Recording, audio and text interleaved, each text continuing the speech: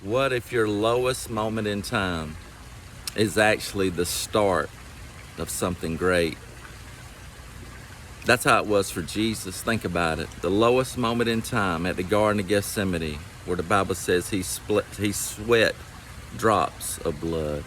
He's hanging on a cross, pierced. Lowest moment in time became the greatest victory man has ever known. Think about Ruth. Lowest moment in time, lost her husband. She's hanging out with her mother-in-law, Naomi. And you know Naomi was about to drive Ruth crazy.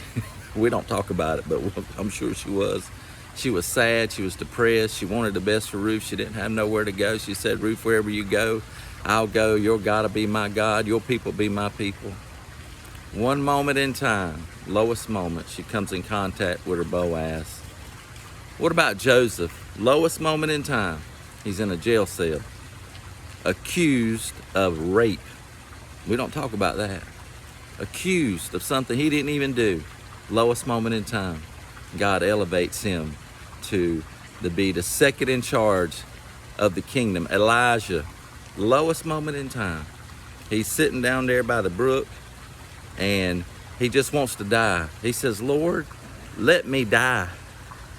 Lowest moment in time, right before another great victory. Look at David, lowest moment in time.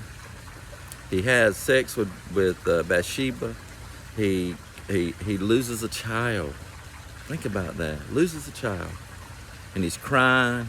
The Bible says he cried for 3 days. He got up. Lowest moment in time turned into him having a son named Solomon, who would eventually become king of Israel, who would eventually build the tabernacle. And I remember my lowest moment in time in my ministry. I published my book, and I couldn't even give the thing away.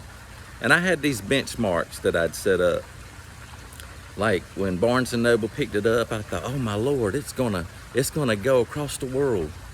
Eden Book Distribution picked it up in the UK. And I remember they put an ad on the bottom of it with Joyce Myers. And I thought, oh my Lord, Joyce Myers is on the bottom of my book. It's gonna take off now. And then it didn't. And then I remember Walmart picked it up, and I said, wow, now I know. And they came back and they basically said that the book cost too much. They said, you can't sell it for $14.95. You're gonna have to lower the price.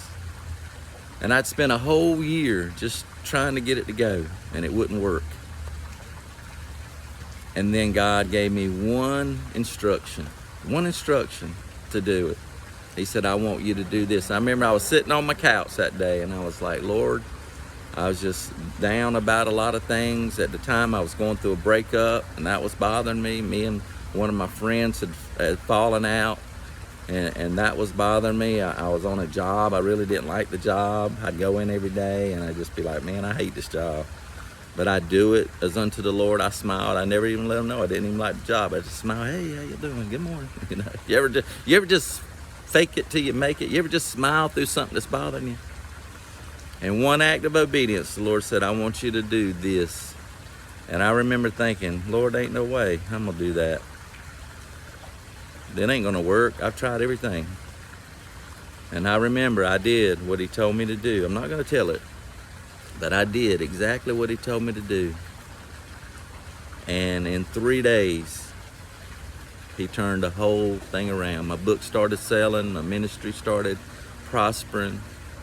And everything just turned around for my ministry, and it gave me hope. It let me see that even in my lowest moment, that God could turn it around. And I'm telling you, I was at a low moment. I was about ready to give up on it. And then Amazon came back to me and they said, hey, we want you to republish with us. We'll republish your book at $10.99. and you get exclusive rights to it. And they gave me a better deal. I was having to pay my publisher almost full price for the book to get it, to give it to people or to sell it. And Amazon came back and said, we'll sell you all the copies you want. And they gave me a price, and I said, wow, that sounds great. And a book on demand and all that. God can turn the situation around at your lowest moment. Your lowest moment could be the start of something great. And God can do it. If he can do it for Ruth, if he can do it for David, if he can do it for Elijah, if he can do it for Joseph, if he can do it for all those folks, if he can do it for me, he can do it for you too. And now my book's selling.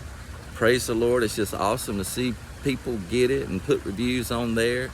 My life coaching business is doing great. You know, my YouTube channel, my Facebook, all those things. And it's just so awesome. My phone goes off all day long. Bing, bing, bing, bing, like a little light. I wake up in the morning, I have so many notifications. And it just feels good at my lowest moment where I started to give it. I thought, man, that was a waste of time. The Lord gave me one instruction. You might be one instruction away from meeting your Boaz.